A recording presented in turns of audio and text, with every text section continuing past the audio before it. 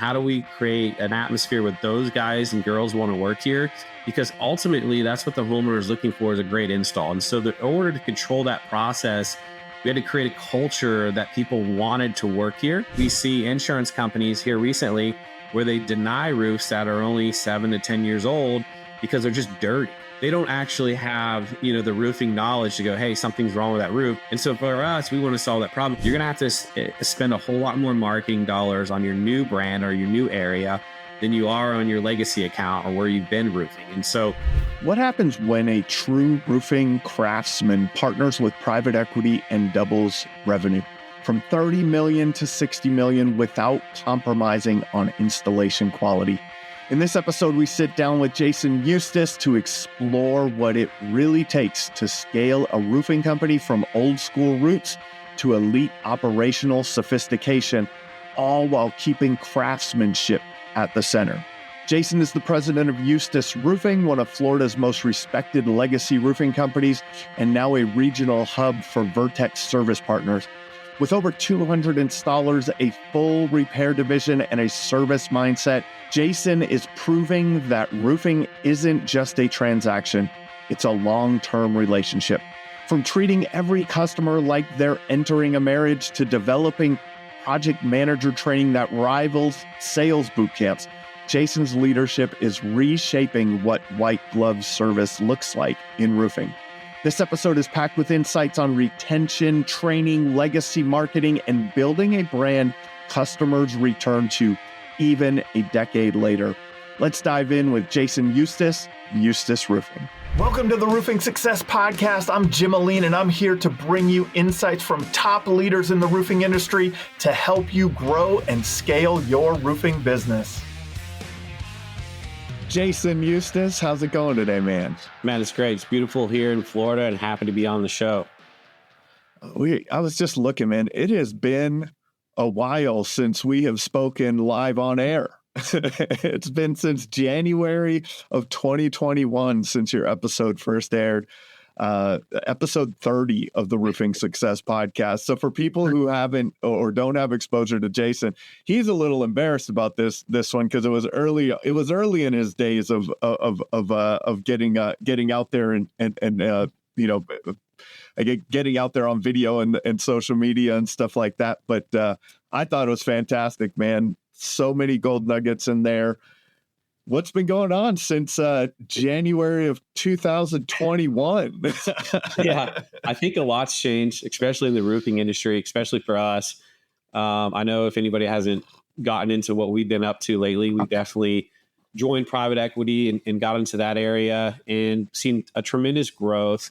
A lot of good things that came from that and still are. So that's kind of where we're at now, which you're seeing with most roofing companies that got pretty large, just like us. Now I've joined equity. And I call it a partnership.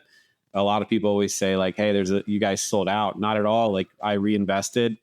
And so still happy to be a part of Eustis. And, the bigger picture for us now is what we call Vertex, which is the equity group we're a part of. And how do we grow Vertex with 28 other companies right now? And how do we all share information that we can all get better?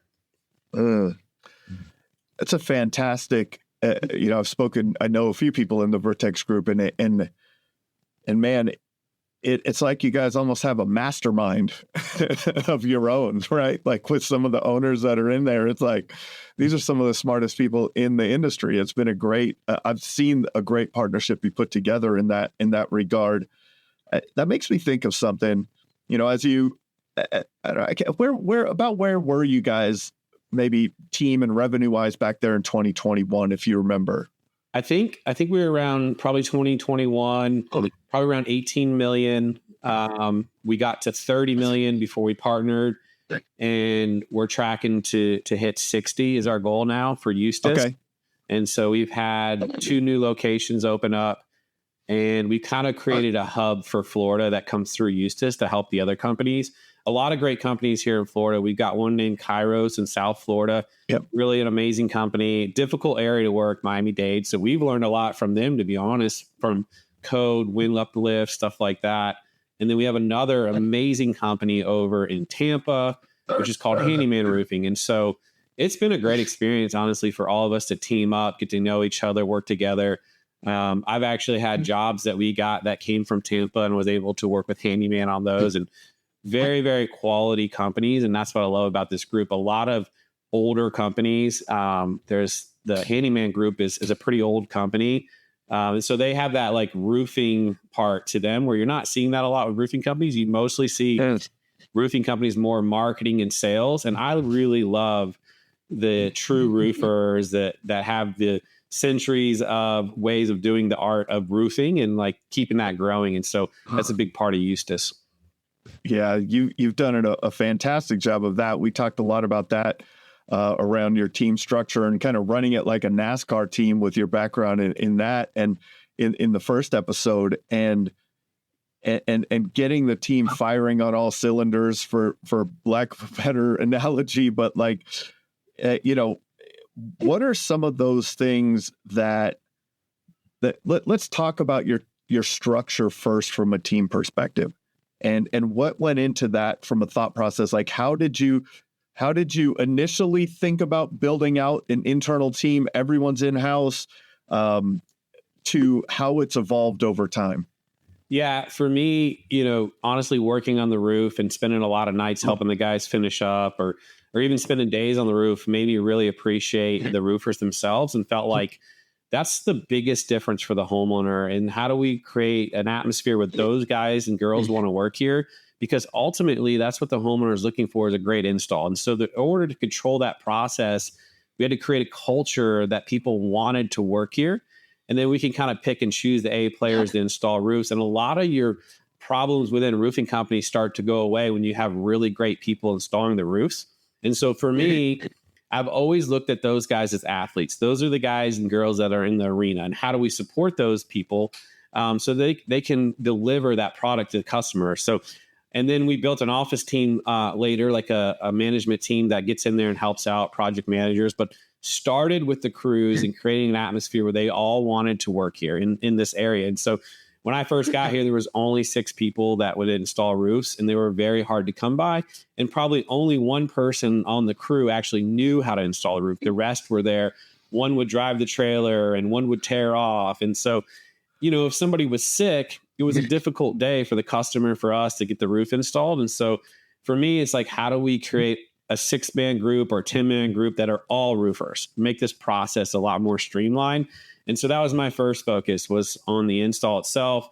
And then later on started producing content that really talked about that and really got to the installers themselves. And most of the time people think you're trying to get a customer, and you are, but at the end of the day too, you're trying to get through to the people that work with you, that'll work alongside you, that install the roof, not just sales. So Eustis was built from installation side, not from the sales side. Private equity has brought the sales side to us. That's something that I didn't have a lot of experience in. I was able to market pretty well with a low budget, but my main way of doing business was, how do we support the installers? How do we make sure that those are all A players? Because that's what the customer wants the most, is a really good install. That's amazing. So starting with the build, right? Starting with a quality product. I mean, that grew you guys to 30 million. So there was some sales and marketing going on, at the same time. Of course, me from many years of the best known roofer stuff. Like, you have to, you could install the best roof, but if no one knows who you are, you guys balance that in a lot of ways, whether you express that or not. And maybe it was that you did such a good job that, people referred you a lot, or whatever that formula was.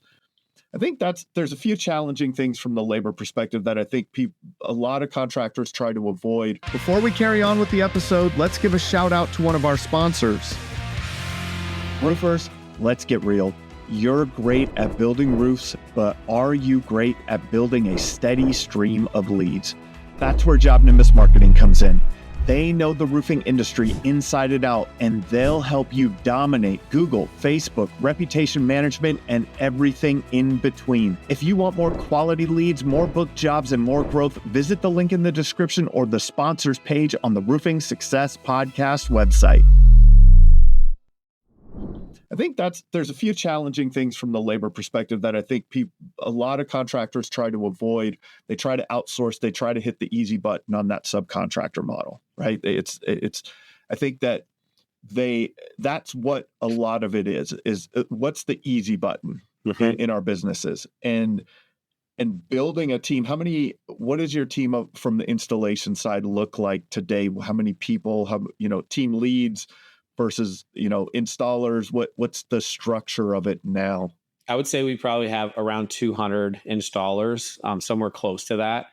It fluctuates a little bit. We definitely have what I like to say is, and we talked about this before, is when it comes to marketing and drawing in customers and teammates or employees, we kind of hit all different areas. And one of them would be the repair division. Like for me, like we didn't always have to sell a roof, but we could maintain and help people that didn't need a roof. And I felt like that was a big help to us to actually create consumers, 2 to 5 years out on the re-roof side. And so really dove deep into the repairs and maintaining roofs. And I think we had like 27 to 30 repair technicians, somewhere in that realm.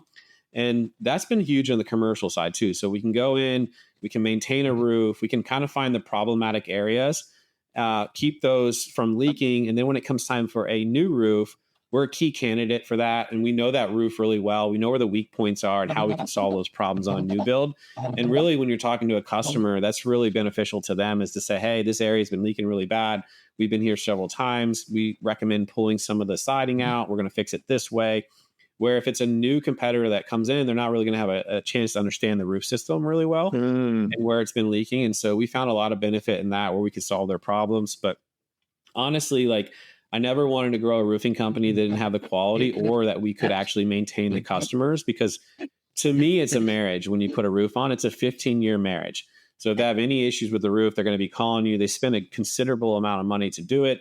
And I want to be able to service that. And sometimes that's a warranty issue that's our fault.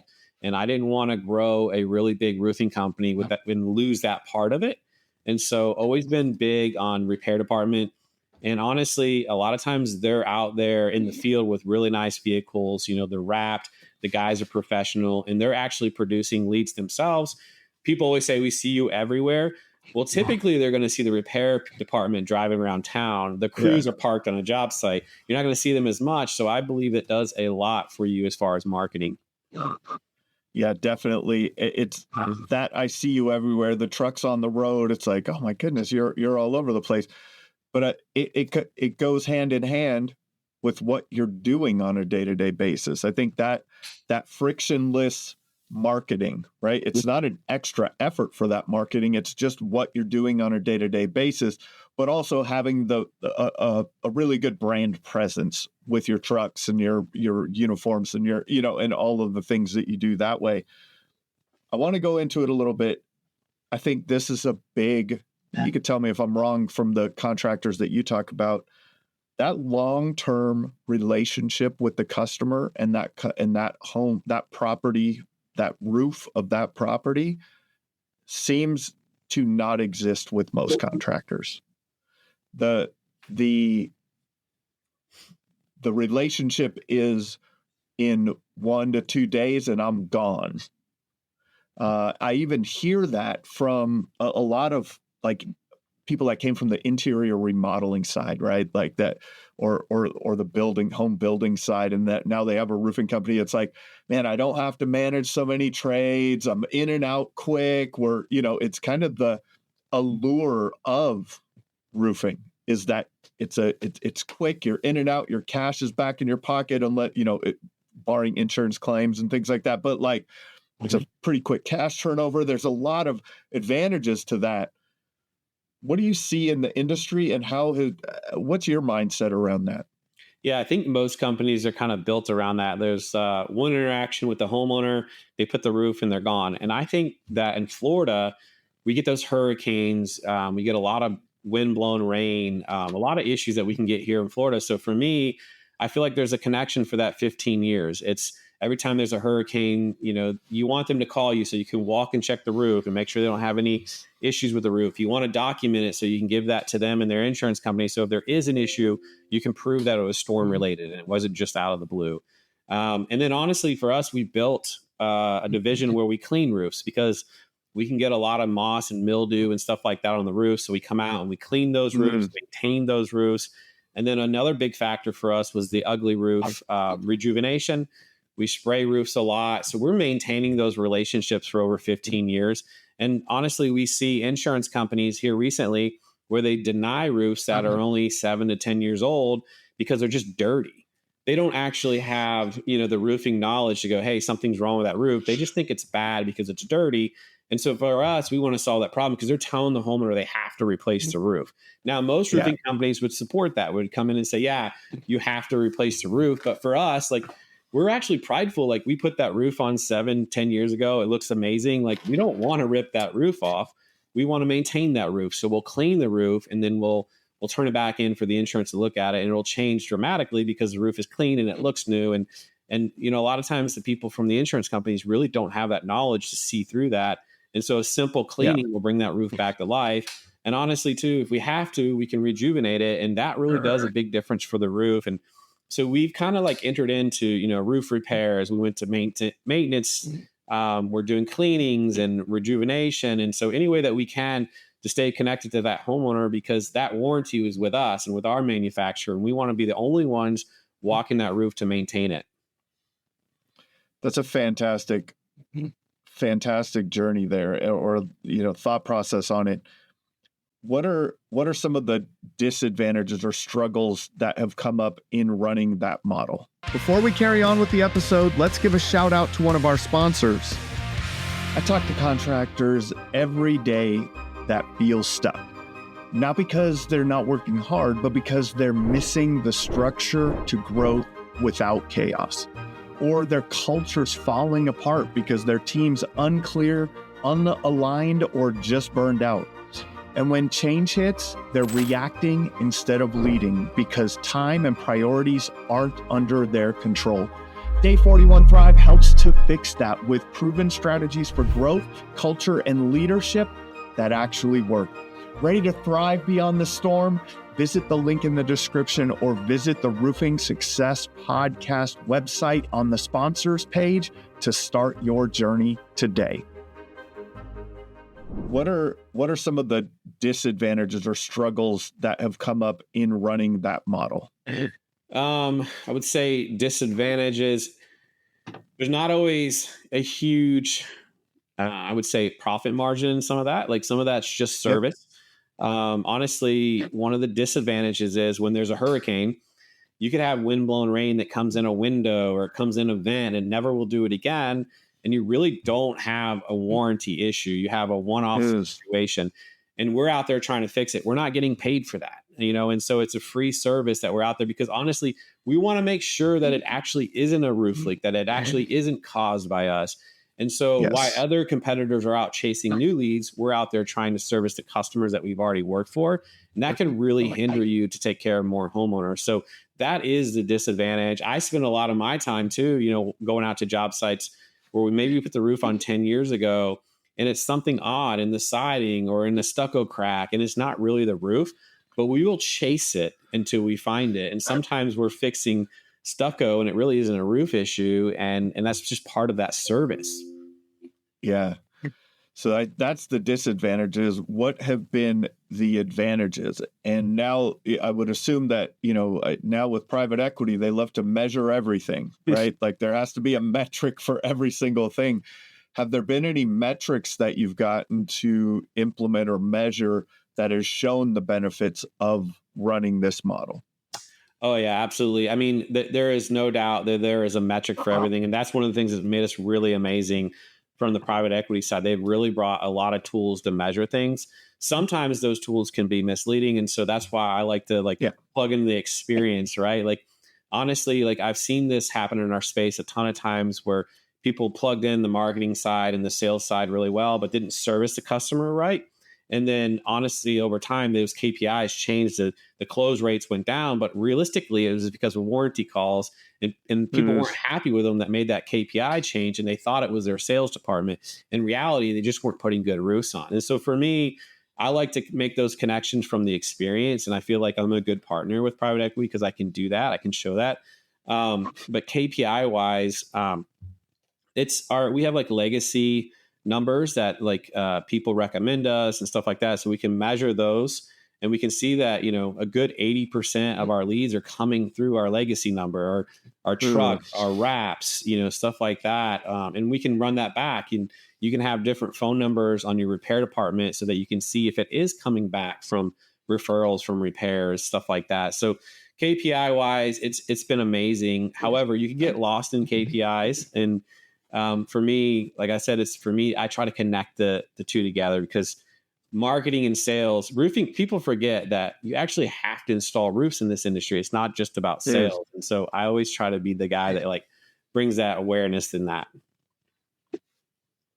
So when you do the numbers there, like if that's crazy when you're talking about a $60 billion company, right? That from an 80% perspective coming in from that legacy client perspective, that's $45-50 million of revenue that's coming in through that revenue generation. And like people always, I get into these conversations all the time, and it's like, what are some of the things that lead to success in roofing? And the first thing is the care for the customer. And that's your care of the installation process and the quality installation, and taking care of them from the repair all the way through, the replacement. Like that I've always, like, that's a common thread with all the people that I've interviewed and had conversations with at different conferences and things like that. But the other one, it's the metric of it's the contractors that are best at turning one into many are the ones that win. It's not the ones that have the best Facebook ads campaign and drive the most leads. It's the ones that take that Facebook ads campaign, and now over time, they've created new customers, they delivered an exceptional customer experience, and then they keep coming back or referring them. And to build $45-50 million of that is kind of what you did. That doesn't happen overnight, though. That sucks, Jason. Why can't this happen overnight? Like, can't I just go and buy my database of talk about the evolution of that, of your customer database over time. And, you've been around for a long time now. How is this, how has it gone from those first customers and then with the intentionality that you guys have had over the years into what happens now? Yeah, that's an interesting question. And from firsthand experience, when we started new branches and new areas, I had to learn how valuable that time was in creating that content, because it was really, really hard to start up. And so we didn't realize how good we had it until we started our new locations, our greenfields, how well we were connected to the community. Starting new roofing companies in new areas is really hard. And we learned that as a whole in Vertex. It's not easy. But what I can go back and say is marketing has changed a ton in roofing since the last time we talked. So, 7 years ago, I started making content and there was nobody making content. Now today, everybody's making content. But what I can say is there's very few that are making content about problematic areas on the roof that are actually on the roof talking about roofing issues. And I think that can make you different than most competitors. I think a lot of people on the ground pointing to the roof, how we're the best because of this shingle or whatnot. And honestly, what's going to solve the homeowner's problem is you solving the problematic areas, what I would call dead valleys, chimney flashing. We're not seeing a ton of knowledge in that. And for me, I think that's the best way to get to a customer is to be the expert. And honestly, people will show up and they're like, hey, Jason, he's in my hometown. This is amazing. I'm going to use this company. And over time, we've been able to cultivate that. We're not just your local roofing company. We're helping people across the country. We're invested in this for a long term. And so I think content has changed. I think that we used to invest very little in marketing. And I think that's changed, definitely has changed. I've seen, for me, I was always 1% and under our revenue is what I'd invest. But that definitely has changed. And it's much harder to get in front of the homeowner than in the past. And so roofing changed a ton there. And it's really important to be the first one to the homeowner. So homeowners are making faster decisions than they were in the past. And so you want to be there in front of them before anybody else. And then for us, we even built a call center that's really effective at taking the calls, tracking the KPIs, the amount of calls came, the amount of scheduling, the amount of demoed, like we can look at the whole scenario. And so it would be really hard for me to compete against what we've seen built here in the last 2 years after joining private equity. So I think they have a really good resources on the front end of the business. But for me, like, I don't think anybody really has the tools in the back end to really produce that roof. And so for me, it was like, how do we take the things that we're learning on the sales side and plug it into the install? And so we created a 2-week course where any new project manager has to go through that course as a class. And so, if you're looking in equity or roofing companies, they're creating those for the sales, but are they creating those for, your project managers and stuff like that? And so that's one of the ways that I've been able to plug in. And one of the things I respect a lot about Vertex is they want that white glove service. They want to transfer that to the homeowner. And I feel like, keeping some of these roofing owners on, or roofing professionals, they can get some of that knowledge and not only build the sales side, but actually become a better installer at the same time. That makes a lot of sense. There's a lot that you just said there. Let's start with, because we were talking about the development of a brand in a market. Let's go back to that first. You learned, you didn't realize how hard it would be when you opened up a new market, right? Being in the market that you're in for so long, you just kind of had that slow, steady, right? Like you just develop that one handshake at a time, right? Like over time and over time and over time, and being there and living there. And how have you looked at now when we go and open a new branch, how can we accelerate that presence in the market? How has that changed? Can you take the content that you're creating and just put it in front of those people? Can you take that educational content and reshoot it for this area or that area? How do we accelerate that now that you've built it, you've opened up the new area, you saw the challenges? How could someone accelerate that? I know you're enjoying the episode, but let's give a shout out to another one of our sponsors. As a roofing marketing agency owner and coach, I've seen it all. Great marketing wasted because no one follows up fast enough.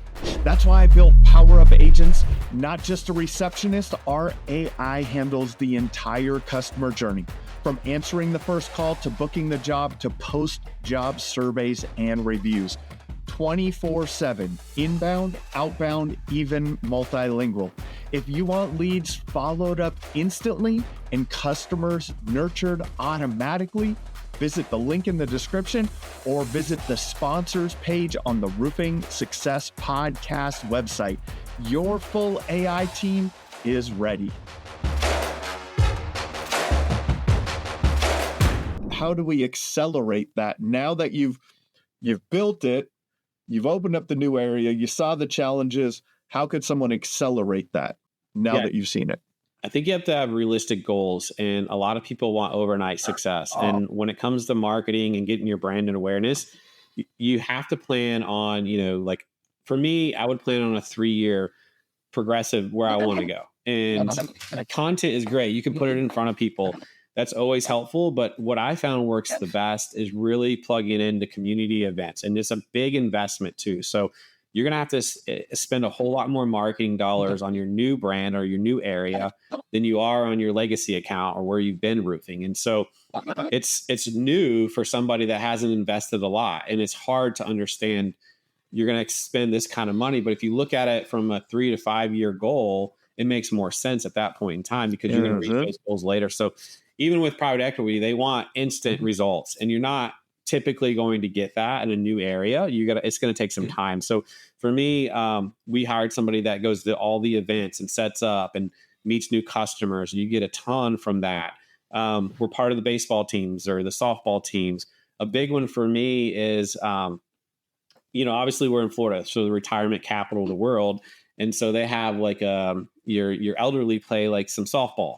And so that's been a big one for us where we get involved in that, right? Like all of those, you're just involved in many different things instead of one specific thing. And I think marketing in general has changed where you have to be involved in just about everything with your brand. And so in the new areas, we spend a ton of time at community events, Christmas parades, any kind of, events that are happening, but we show up really well, like professional. Because we've seen roofing companies just show up with, a small tent and they really don't have anything to give away or anything that's impactful. And for us, we got to show up really well. And for instance, in Orlando, we connected with all the local radio stations and we did free roof giveaways and we helped people that were in need. And then we set up events there. We had the police department there, the fire department there, getting support from the city itself. So you can't just show up to events. You really got to push hard and figure out what makes you unique. And honestly, too, we go back to the repairs and the roof cleaning and the roof maintenance. All of that all plugs in together along with your content. So it's multiple touches to the homeowner. I want to say like 5 touches typically gets you in front of the homeowner. So it's not just one thing, but it is really, really hard, especially with private equity in the marketplace. They're doing a really good job reaching the customer before you're a local roofer. What are the things that are most important in those? You mentioned like the thing that showing up professionally, maybe giving things away, your offers at those events, the awareness from a free roof giveaway. There's some things like that I think you kind of mentioned, or would you say that those are the most important things from a brand perspective? And then what else from a trust perspective? Because there's like seeing you everywhere will evoke trust. But, when you go into a new market, you have a new Google business profile with 0 reviews on it. Like, how are you, there's also a lack of trust in that also. How are you managing that? Yeah, you try to bring the trust from your legacy where you're doing current business at. So like for us, we've been doing this for over 65 years. So we're talking about that in the content into the new area. So we're not just a new roofer, we're just new to this area. And then as far as the Google goes, you're 100% right. Like we focused a lot into building that foundation when it comes to Google. How do we get the most amount of reviews that we can? And we still do that everywhere we go today. It's constantly, I think we meet twice a week on reviews and how do we get better reviews and how do we do a better job? And so in new areas, we're working on that intentionally right off the bat. Like even from the salesperson that goes to the call, hey, can you review me? We haven't even done the roof yet and we're asking for a review, which is kind of awkward. But like, if we did a good job and we talked you through it, like it's okay to give us a review. You can change it if you have to, if that's the case. So we're asking from the minute that we meet the homeowner as far as the sales. And then when the job's complete, we're asking for it again. There's incentives there for everybody that works here, including the homeowner. And I don't feel like you can really get off the ground as a new company without that first 100 reviews. I think it takes the first 100 before you're really solidified to the homeowner that they can trust you and they can see people have been taken care of. So to me, that is like the foundation of a roofing company, because let's face it, roofing companies haven't done a good job at that. And it is really hard because it's major construction on somebody's home. And so you're going to have nails. You're going to have, maybe you affected the grass or the garden or whatever it may be. Like it's already a huge uphill battle for you as a roofing contractor. And so if you can get really good reviews and work really hard at it, you're going to set yourself apart instantly. And then honestly, like I've seen a lot of people, if you get a bad review, like it's okay to make some content around it and how you fixed it. And then how do you respond? Like we have bad reviews and we go and we do everything we can to make it right for the customer. And some people you just can't make happy. And you can see that in the review. And how do you respond? And so we make sure that we respond to every review. If there is a bad review, it directly comes to my email and then we're instant action. How do we take care of this? And integrity before profit is a big one. So we're going to go out there as many times as we need to, whatever we have to do to solve it for the homeowner. And a lot of times we can get those changed because, not everybody's going to have a great experience. It's about what you do if something goes wrong. And for me, if you got a really good project manager and they're building trust from the beginning with the homeowner, if something goes wrong, they should be able to solve it. You shouldn't try to build trust after something goes wrong. For sure. And setting the expectation, I think that you will solve the problem when or if something goes wrong, right? This is construction. This is a major project for your home. Like we will, if something happens, here, talk to your project manager. I'm here to help you. Let's get this solved. 100 reviews, minimum, everyone. Minimum. Mm-hmm. Stop it. Stop with this. People don't leave me. You got to get to 100 minimum. I like to say, Jason, I like to tell people to Google themselves in their area and set goals based on the other companies that show up near them, right? And usually that first goal is that 3-figure mark, that 100 mark. And then there'll be, a couple of outliers that are in the mid hundreds, 500 reviews. And then you get to some of the bigger companies who've just really been aggressive with their review collection. And, there's a few over 1,000 now. And, boy, that feels like a big gap if you're a newer company, but getting to that first 100 and just at least having that presence that you're playing on the field, right? You may be a rookie, but you're playing on the field. We're in the professional game now.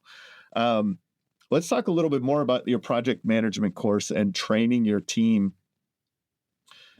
A lot of people, like you said, focus on that sales side, right? Like there's an onboarding and training process and ongoing training for that sales team. How do you develop a good training program for the installation side for your project managers and installers? I know you're enjoying the episode, but let's give a shout out to another one of our sponsors. If you and your team aren't trained on AI yet, you're already falling behind. Competitors using AI are generating more leads, closing jobs faster, and running leaner. The AI roofing revolution gives your team the training to implement AI so you stay ahead, not scramble to catch up. Don't wait until you're losing. Get trained now at the link in the description or the sponsors page of the Roofing Success Podcast website. How do you develop a good training program for the installation side for your project managers and installers? Yeah, it's a great question. We're really proud of creating that. What we found is typically I would take people that are on the crews and then I would bring them into the project management side of things. But that was not sustainable on a huge growth process. Like you're not going to find as many people as you're looking for. And so we had to create a course because we didn't want to just talk really nice to the customer, because you can give them white glove service all day long. But if they have a roof leak, none of that applies at that point. So for me, it's a course on how does the process work? How are we efficient? How do we get all the inspections through? How do we work together with our office staff so that we can, inspect the roofs the same day as we complete them? But how do we support the guys and girls that are putting the roofs on? Like, how do we continue what I had originally started as a project manager myself, surrounding that team that's in the court, that's producing, that's playing the game? Like, how do we do that? And so for me, we teach that in project management. And how do you support these guys? Which means sometimes once a week, you're going to stop and grab them all lunch. You're going to get them Gatorades for the job site. You're going to be there to help them. And what I mean by that is, like, if you have to deliver a bundle of shingles, you put it on your back and you carry it up the ladder for them. You don't just push it off the truck. Like, create that atmosphere, that culture of I'm here to help, because they're not used to that.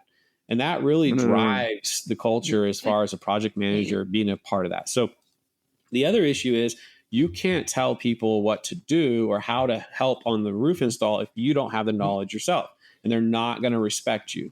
So we built platforms of chimneys and all kinds of different angles that you're going to run into on a house, like vents. And we teach the project managers how we want that installed here at Eustis. And then they can transfer that out into the field. I can't tell you how many times we had new installers come and then we trained the installers and they said, I've been roofing for 20 years. No one's ever showed me how to install a roof. And so that's shocking to me. And I want our process to be different and unique. And I want to drive that into the installer, that we are unique. We are different. We want to be quality. And so the project manager plays a big part in that. And so we're not only training them how to talk to the customer, which, honestly are pretty common sense. Like, first thing in the morning, you roll up, you talk to the homeowner.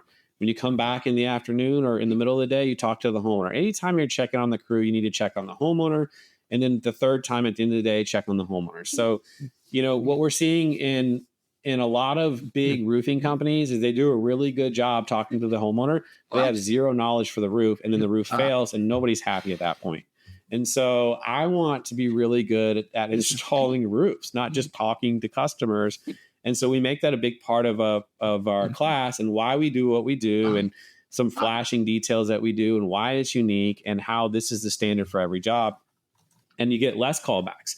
And I think at the end of the day, too, when your sales team sees you doing this and they see you responding and taking care of any bad reviews, that they believe in what they're selling, and then your KPI goes up. That's why I say a lot of times KPIs can be misleading, is because if your team doesn't believe in your project managers and your install, you're going to have bad KPIs. And so if we do a really good job with the project managers and making sure the roof's installed right, everybody wins at the end of the day. And that's honestly what the customer's paying for, is a good install and holding their hand along the process and meeting their concerns and what they need. I believe that your sales KPIs even get affected by that, right? Like the close rates of your salespeople will be affected if they don't feel like you have a good installation process.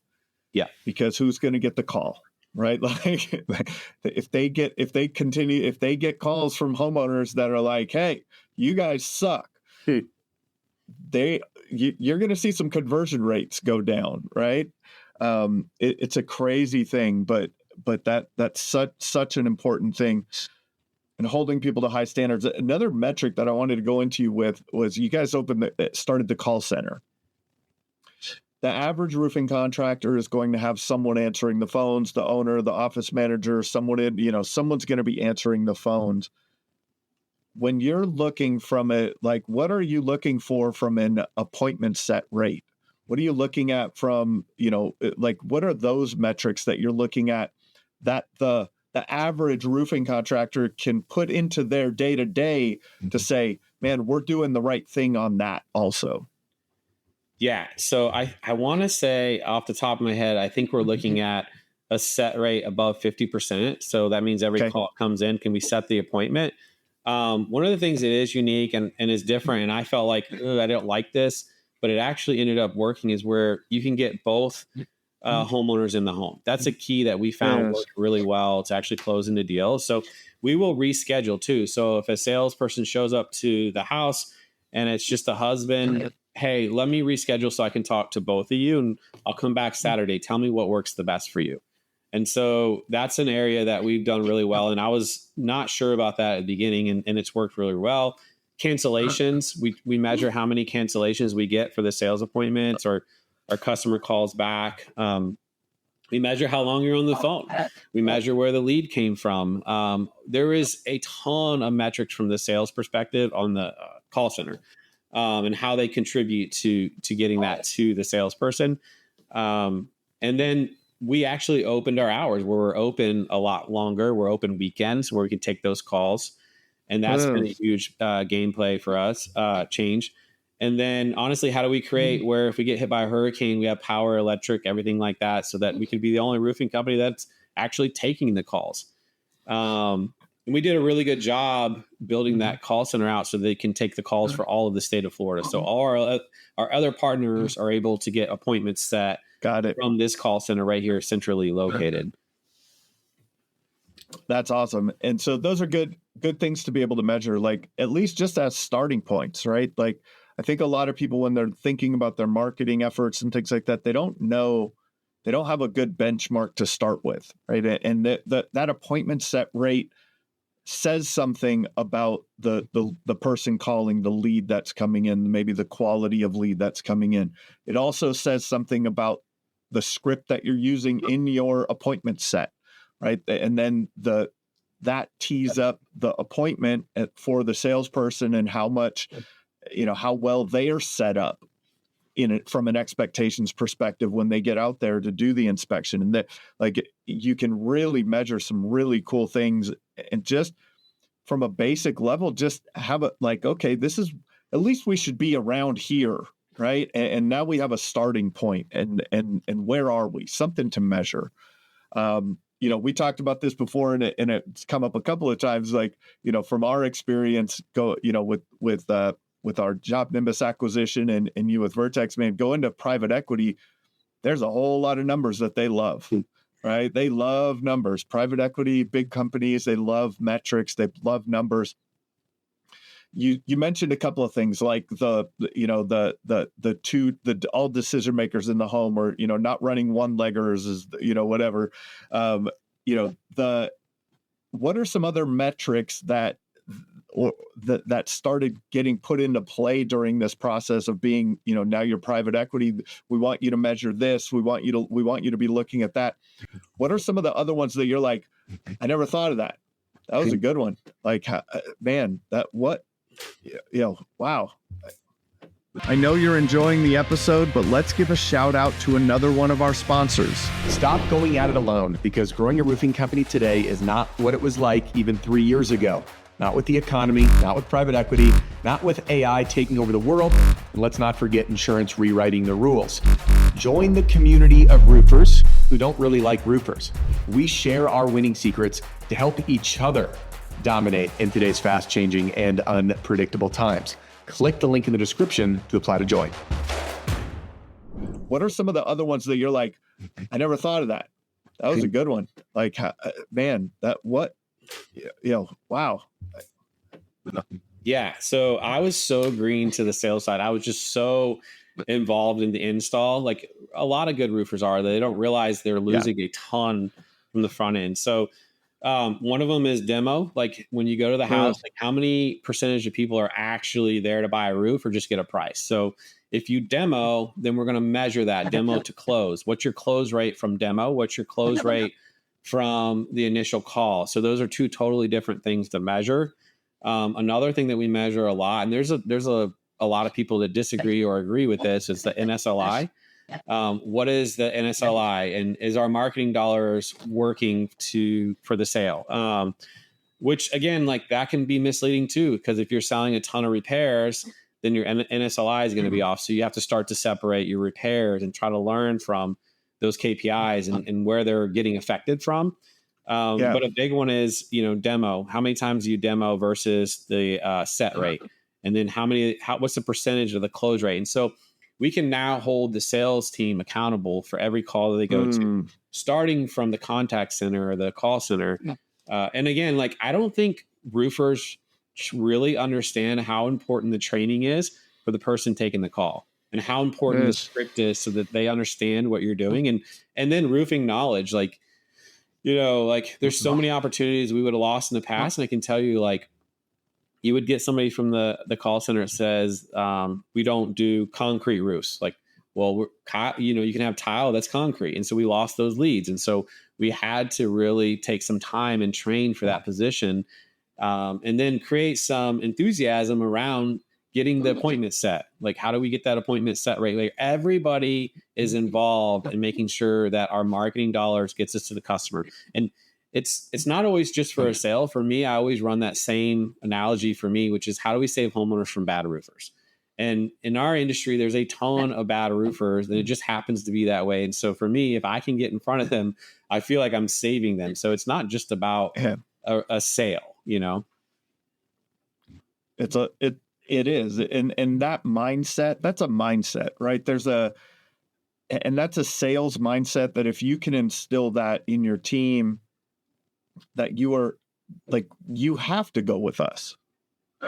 There becomes a confidence in the sale. Like, there's a confidence. It's a different conversation. There's a different tonality from that salesperson. It's like, no, we are not this other company. They are not like us, right? Like, this is not the same, even though it says, GAF, Timberline HD, right? Like, in this line item, we're not the same. Like, this is not the same experience. This is not the same, company. Now, you're not going to get them all, right? The close rates are not 100. We don't shoot for close rates of 100. Some people are not your customer. Just saying that out loud, who is not your customer at Eustis Roofing? Yeah. So going back to the old school way of thinking, for me, it's like, everybody's my customer. But when we measure things, we start to realize that we're running these leads and we're losing a ton of money, and it doesn't make sense. Like, so for us, like, let's just say a good example, aluminum carports or aluminum roofs. When we start asking the right questions from the call center, we can go, okay, this isn't our customer. This is somebody else. And here's who we recommend. Where if it would have been the old days, I would have ran that lead, because maybe there's an attachment to that roof that has shingles on it, and we can't just turn away. I want to get on everybody's roof that I can get on. But what we found is by the time you pay all the expenses to get them there, it's super expensive, right? Like you can lose up to $100,000 a week running leads that aren't your customer. And then not only that, you're hurting the KPIs of the salesperson that's running it, which is hurting their self-esteem or their the way that they approach it, which is hurting their paycheck. And so sometimes you have to draw the line of what actually is your customer. For us, we're typically looking for the customer that really is looking for the quality, the install being a quality install, the 15-year relationship. That's who we're looking for.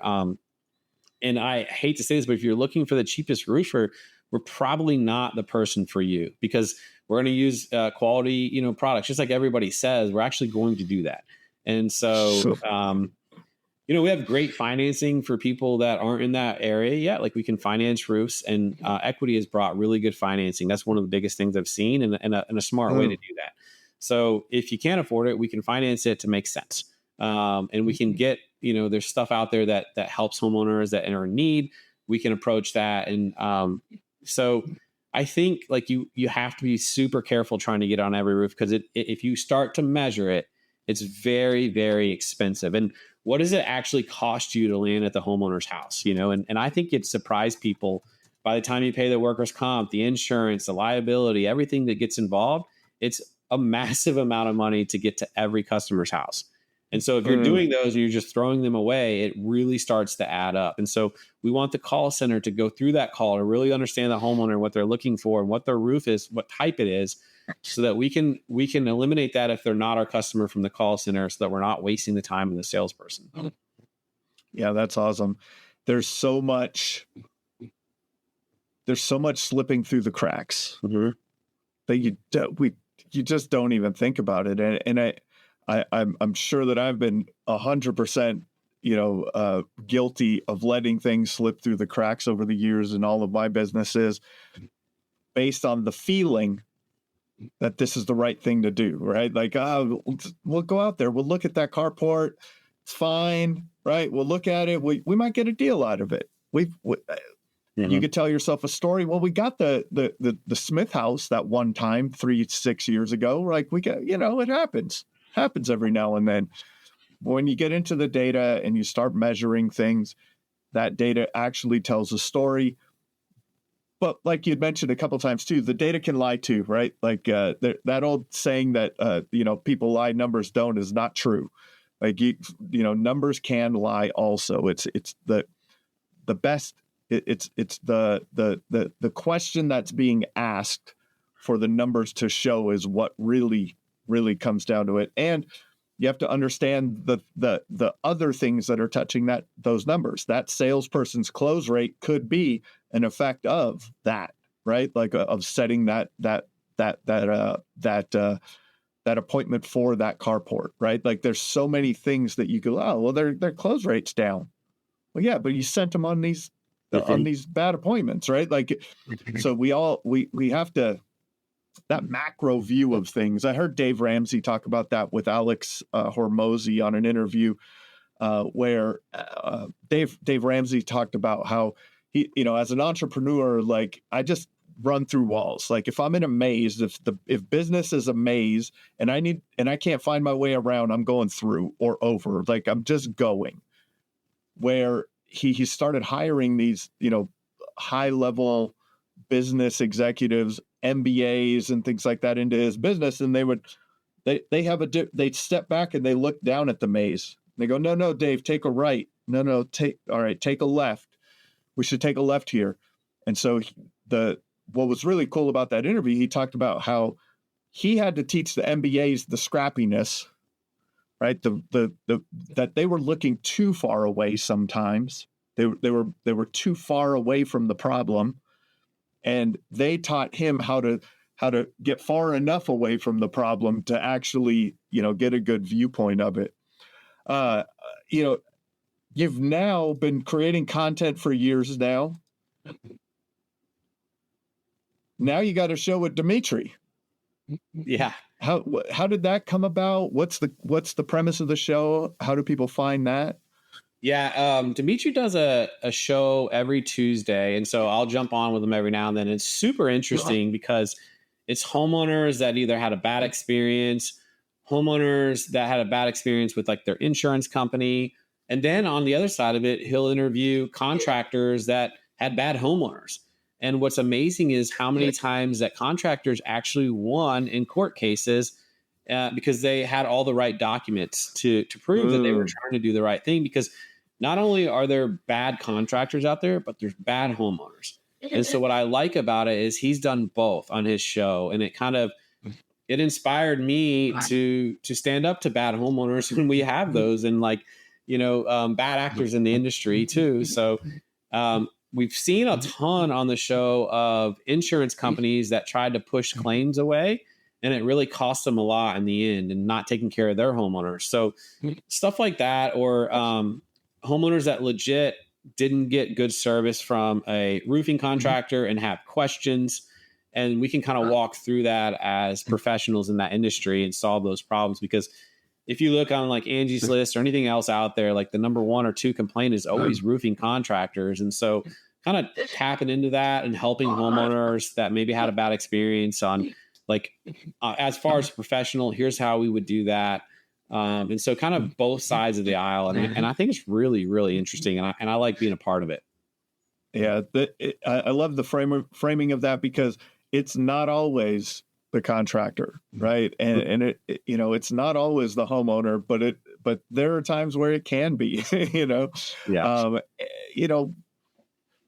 Would you, in a lot of these stories that you guys have covered, what has been like the biggest lesson that you've taken away from all these stories that you've covered? The homeowners, the terrible homeowners, or the terrible contractors? What are some of the lessons that you've taken from that? I think the number one lesson that I've learned, which is I was saying a minute ago, is documentation, like tracking and documenting everything you do, because that proves the story or helps in the court case. And not only like for the customer, it helps too. Like if they're documenting everything and then they can bring that to court, you have a much better chance of proving your story. And that's the thing that I've learned on there. And even for a contractor, if you're continuously trying to make that homeowner happy and you're documenting it and you're going out there, you're going to do really well in court, because honestly, there's not a ton of contractors that are like that. And you're going to start to see through that homeowner that is maybe just a difficult homeowner and just not going to be happy. Yes.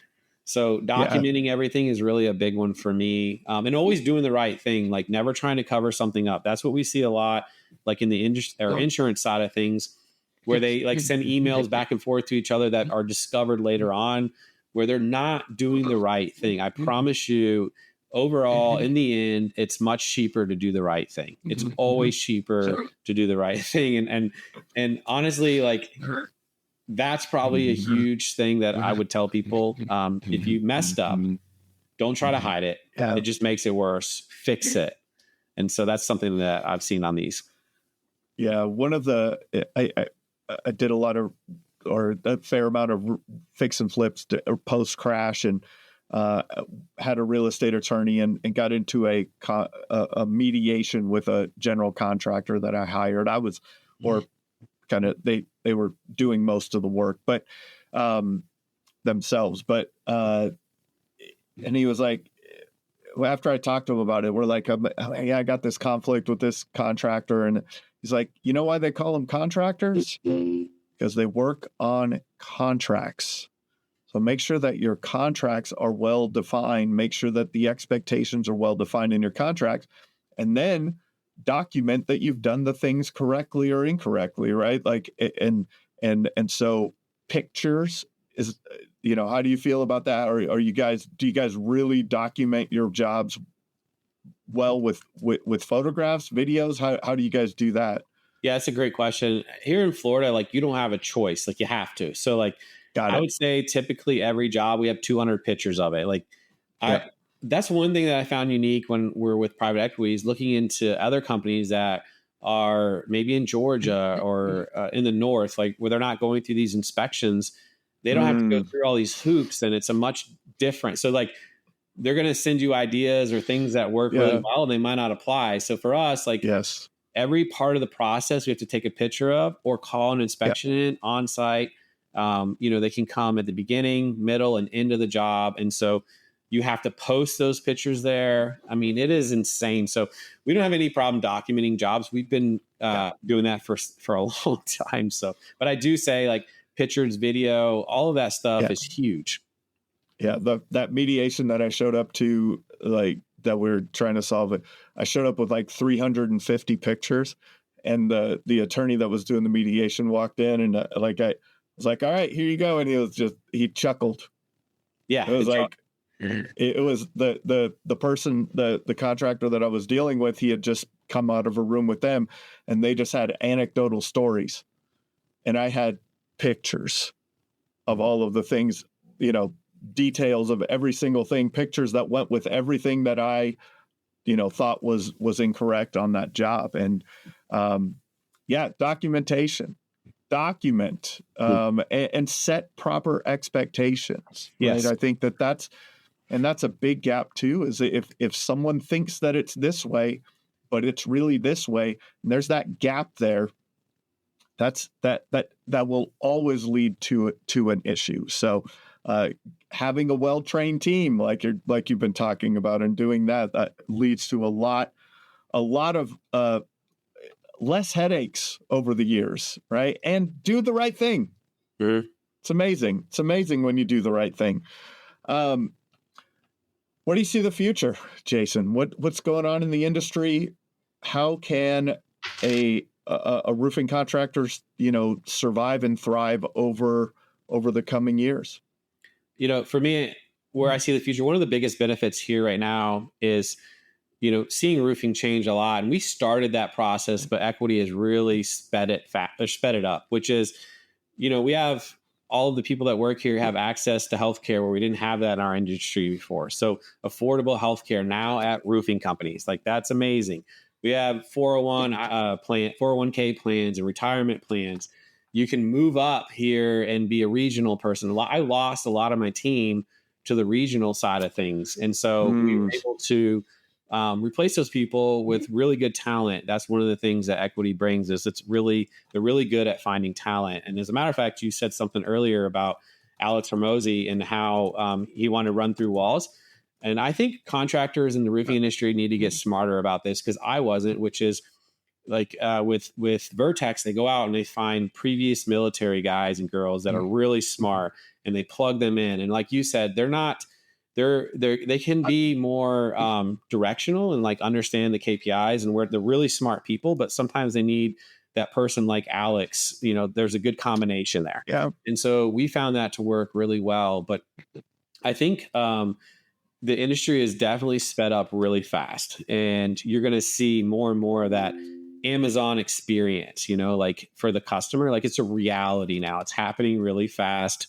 I can see that with us, and honestly, the experience getting much better for the customer. And if you look at, like, for me, I used to say that we were 6 to 8 months out when you sign a contract. And that's not a great experience for any homeowner. And we thought like that was a great thing in the past. And now that we realize it wasn't a great thing, it was security for me, not for the homeowner. And so now we're seeing, hey, you can sign a contract and you can have your roof installed in a week. And so very uncomfortable because the speed that we move, as far as like the quality's still there, but we're able to channel that through a lot faster. And I think the homeowner really likes that, instead of waiting 6 months or giving your competition an opportunity to take that job from you. So your cancellation rate goes down. If you're going to spend the amount of money that you have to spend now on marketing, you're going to want to put that roof on a lot quicker, because you don't want to lose it to your competition, because it costs you a lot to get to that doorstep. So I see roofing changing a lot in those areas, becoming more and more professional for sure. And hopefully that translates to the homeowner and getting a better roof. And that's our goal here. Yeah. Awesome, man. Thanks for your time today. This has been another episode of the Roofing Success Podcast. Thank you for tuning into the Roofing Success Podcast. For more valuable content, visit roofingsuccesspodcast.com.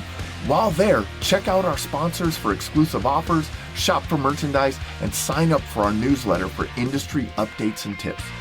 Also, join the Roofing Success Facebook group to connect with other professionals and stay updated on the latest trends. If you enjoyed this episode, please subscribe, like, share, and leave a comment. Your support helps us continue to bring you top industry insights. The website link is in the description. Thanks for listening.